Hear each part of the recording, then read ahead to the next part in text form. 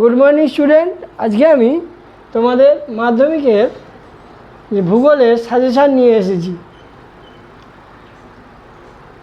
দেখতেই পাচ্ছ 2024-25-এর যে সাজেশান।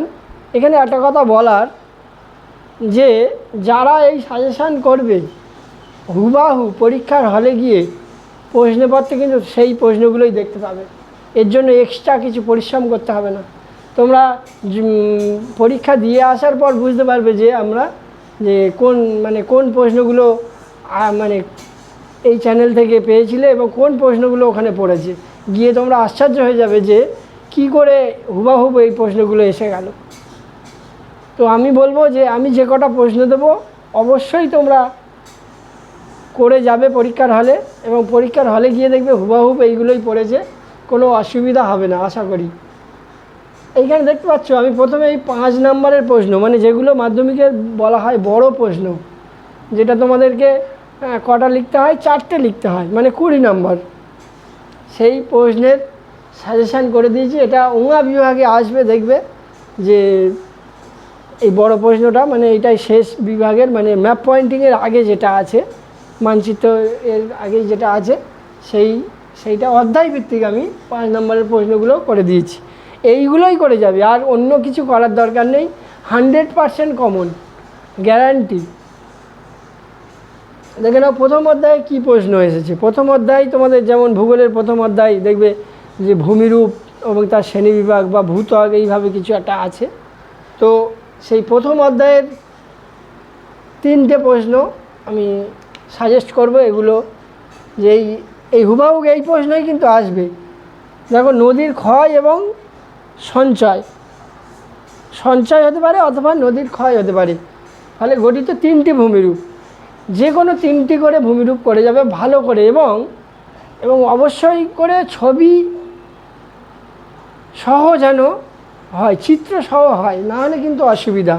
প্রত্যেকটা ছবিতে কিন্তু চিত্র সহ, মানে প্রত্যেকটা প্রশ্নের চিত্র সহ আছে। তাহলে নদীর ক্ষয় অথবা সঞ্চয় যে কোনো একটা এর মধ্যে হয়, ক্ষয় অথবা সঞ্চয়, যে কোনো 3টে মানে একদম অবশ্যই নির্ধারিত আসবে। 2 নম্বর হিমবাহের ক্ষয় অথবা সঞ্চয় কার্যের ফলে গঠিত 3টি ভূমিরূপ চিত্রসহ। একই প্রশ্ন, এর ক্ষেত্রে নদী ছিল আর এখানে হিমবাহ। ক্ষয় অথবা সঞ্চয় যে কোনো একটা আসবেই। এই 3টি প্রশ্ন, 3টি ভূমিরূপ, এটাও চিত্রসহ, সবই চিত্রসহ, বুঝতে পারলে? তাহলে এবং তোমরা যদি এই 3টে করে দেওয়া আছে এরকম নোটস, 3টে করে ভূমিরূপ নোটস আমার চ্যানেলে অ্যাভেলেবেল আছে, তোমরা দেখে নিতে পারো। হুবাহুব সেইগুলো তোমরা এই চ্যানেল থেকে কপি করে মুখস্থ করে গিয়ে পরীক্ষাতে হুবাহুব একদম 100% নাম্বার পেতে পারো। 5-এ 5 পেয়ে যাবে, অসুবিধা নেই, চাইলে ওখান থেকে দেখে নিতে পারো। আর লাস্ট যেটা, এই দুটো কিন্তু ভেরি ভেরি ইম্পর্টেন্ট। হ্যাঁ, আমি স্টার মার্কস করে দিলাম। এই দুটো প্রশ্নের মধ্যেই একদম শিওর আসবে। তাছাড়াও একটা আসার সম্ভাবনা রয়েছে, যেটা হলো বায়ু এবং জলের মিলিত কার্যের ফলে গঠিত 3টি ভূমিরূপ চিত্রসহ আলোচনা করা। এটাও আমাদের চ্যানেলে এর নোটস পেয়ে যাবে, বা এই চ্যানেলে সমস্ত কিছু বুঝিয়ে দেওয়া হয়েছে, কিভাবে না পড়েও তুমি গিয়ে মোটামুটি লিখে দিয়ে আসতে পারবে, এবং ছবি আঁকার কৌশল সেটাও কিন্তু এখানে করে দেওয়া হয়েছে। হ্যাঁ, 2য় অধ্যায় যেটা বায়ুমণ্ডল আছে, সেখানে 3টে প্রশ্ন দেখতে পাচ্ছ।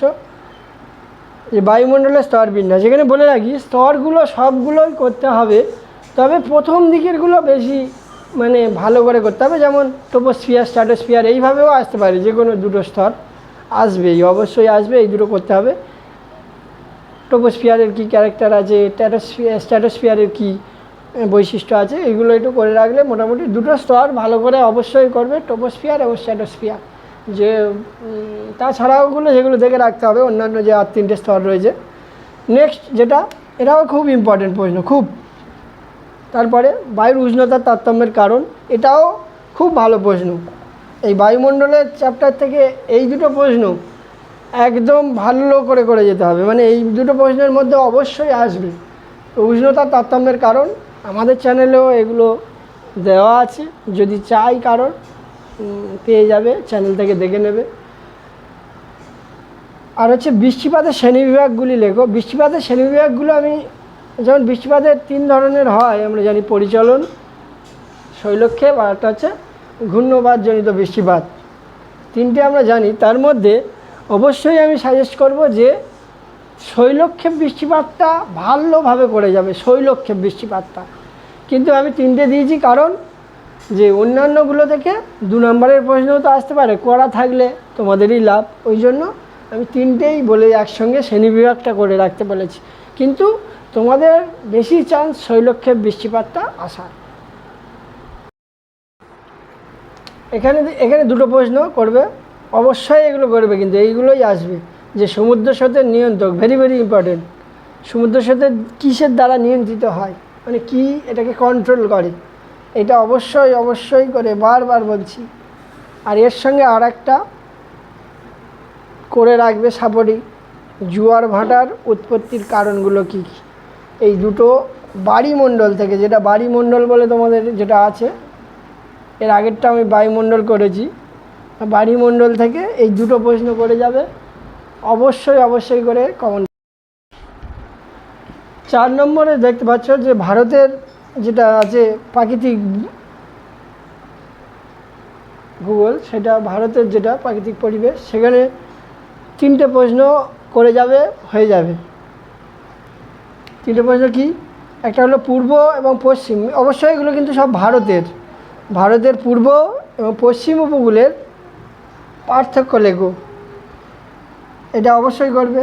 2 নম্বর উত্তর এবং দক্ষিণ ভারতের নদ নদীর মধ্যে পার্থক্য লেখো। 3 নম্বর ভারতের জলবায়ুতে মৌসুমি বায়ুর প্রভাব। এইখানে একটা কথা বলে রাখি, এই মৌসুমি বায়ুর প্রভাবটা আবার অন্যভাবে আসতে পারে, কিন্তু উত্তর একই, যে ভারতের জলবায়ুর বৈশিষ্ট্য কী এরমভাবেও আসতে পারে, সেটাও কিন্তু একই উত্তর। তারপরে 5ম অধ্যায়ের যেটা যে ভারতের যে শিল্প যেটা আছে, সেখানে যে 2টো প্রশ্ন করবে। একটা হচ্ছে পূর্ব এবং মধ্য ভারতের অধিক সংখ্যক লৌহ ইস্পাত শিল্প কেন গড়ে উঠেছে, আর দ্বিতীয়টা হলো পশ্চিম ভারতের অধিক সংখ্যক পেট্রোরাসায়ন শিল্পে গড়ে ওঠার কারণ। এই 2টো প্রশ্ন ভেরি ভেরি ইম্পর্টেন্ট, এই 2টো করলে শিল্প থেকে অবশ্যই কমন পেয়ে যাবে। বোঝা গেল? যে ভারতের কৃষি যে চ্যাপ্টারটা আছে 6 নম্বর চ্যাপ্টারে যদি ধরি, তাহলে সেখান থেকে 2টো প্রশ্ন। একটা হচ্ছে কার্পাস উৎপাদনের অনুকূল প্রাকৃতিক পরিবেশ, এটা অবশ্যই করবে, এটা খুব ইম্পর্টেন্ট এবারের জন্য। আর একটা হচ্ছে ধান অথবা চা, এই 2টোর মধ্যে একটা অবশ্যই আসবে। ধান অথবা চা চাষের অনুকূল প্রাকৃতিক পরিবেশ, এই প্রশ্নগুলো করলে তোমরা 100% কমন পেয়ে যাবে। অনেকে ভাবছে যে এত এক্সপিরিয়েন্স নেই, কীভাবে অনেকে ভাবছে যে এই চ্যানেলের তো বেশি দিনের নয় এবং ভিউয়ার্সও কম, সেই হিসাবে অনেকে বিশ্বাস করতে হয়তো চাইবে না। কিন্তু আমি তোমাদের বলি যে এক্সপিরিয়েন্সের ব্যাপারে আমরা হয়তো চ্যানেল অনেক পরে খুলেছি, কিন্তু এক্সপিরিয়েন্স আমাদের সেই তুলনায় বলতে গেলে বেশ খানিকটাই হয়েছে। আজ প্রায় 10-12 বছর আমরা এই টিচিং লাইনে রয়েছি। তো সেই হিসাবে আমি বলতে পারি আমার এই 10 বছরের যে পড়ানোর এক্সপিরিয়েন্স, তার উপর ভিত্তি করে এই কটা প্রশ্ন কিন্তু আমি একদম তোমাদের সাজেস্ট করবো অবশ্যই করে যেতে।